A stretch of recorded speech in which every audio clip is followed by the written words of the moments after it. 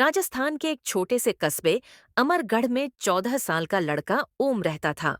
ओम बहुत जिज्ञासु था। हर चीज के बारे में जानने की चाहत, हर अजीब आवाज, हर पुराने किस्से को सच मानकर उसके पीछे भाग जाना। उसकी दादी अक्सर एक कहानी सुनाती थीं, घड़ी वाला पहाड़, जिसके बारे में कहा जाता था कि वहां समय रुक जाता है। ओम ने दादी की कहानी सैकड़ों बार सुनी थी, पर इस बार कुछ अलग था। दादी ने चुप होते हुए कहा, ओम, उस पहाड़ पर तुम्हारे दादा कभी गए थे और वहीं से वो बदले हुए लौटे थे, जैसे समय उनके भीतर कहीं अटक गया हो। ओम की आंखों में चमक आ गई। दादी, क्या मैं वहां जा सकता हूँ? दादी डर कर बोली, ना, वो जगह इंसानों के लिए नहीं। लेकिन जिस चीज से रोका जाए, ओम वही करने की ठान लेता था। अगली सुबह सूरज निकलते ही ओम अपना छोटा बैग लेकर निकला। बैग में रखा था एक पानी की बोतल, एक टॉर्च, उसका पसंदीदा कंपास और दादा की पुरानी पॉकेट वॉच। पहाड़ दूर से शांत दिख रहा था, पर उसके चारों ओर मानो हवा भी धीमी हो जाती थी। जैसे जैसे ओम पास आता गया, उसे अजीब सा एहसास होने लगा। पेड़ों की पत्तियां हवा में हिल तो रही थीं, पर आवाज नहीं आ रही थी। दूर से गिरती नदी दिख रही थी, पर उसकी भी कोई धुन नहीं। पहाड़ के बिल्कुल नीचे पहुंचकर वो रुका। उसके कंपास की सुई पागलों की तरह घूम रही थी।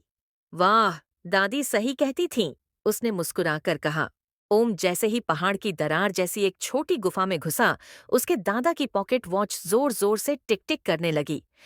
और फिर अचानक घड़ी रुक गई। तभी उसे पीछे से हवा जैसी आवाज सुनाई दी, समय का रखवाला। ओम मुड़ा तो वहां एक लंबा पतला सफेद दाढ़ी वाला आदमी खड़ा था। उसकी आंखों में मानो हजारों साल समाये हों। कौन कौन हो आप? रखवाले ने मुस्कुराकर कहा। मैं इस पहाड़ का पहरेदार हूँ। यहाँ समय तुम्हारी दुनिया की तरह नहीं चलता। रखवाले ने ओम को पहाड़ के अंदर और गहरा ले जाया।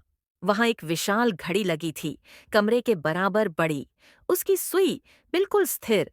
ये है समय की मुख्य घड़ी, रखवाले ने कहा। जब यह रुकती है, बाहरी दुनिया में भी कुछ न कुछ गड़बड़ होने लगता है। ओम चौंक गया। क्या इसका दादा से कुछ संबंध है? रखवाले की आंखें गहरी हो गईं। तुम्हारे दादा एकमात्र इंसान थे जिन्होंने इस घड़ी को छू लिया था, और उस दिन उनका समय थोड़ा बंट गया। इसलिए वे अक्सर चुप हो जाते थे, बातें भूल जाते थे, सोच में खो जाते थे।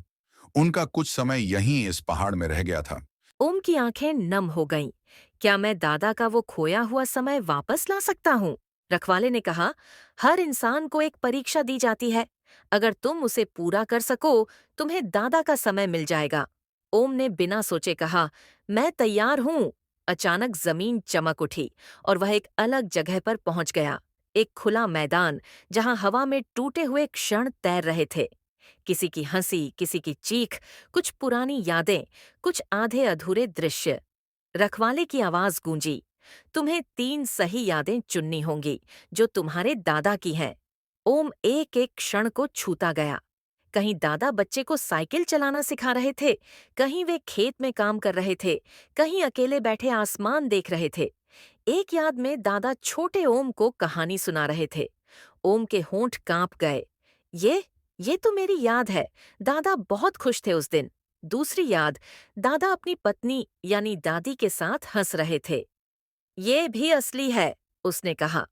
तीसरी याद, दादा पहाड़ की ओर जा रहे थे, चेहरे पर डर और उत्साह दोनों। ये वही दिन है जब वे लौटकर अलग हो गए थे। जैसे ही ओम ने तीसरी याद को छुआ, मैदान चमक उठा। ओम फिर से गुफा में था। रखवाले ने कहा, तुमने सही क्षण चुने, समय वापस लाने का हक तुमने पा लिया है। मुख्य घड़ी की सुई धीरे धीरे चलने लगी। पहले सेकंड, फिर मिनट, फिर घंटे।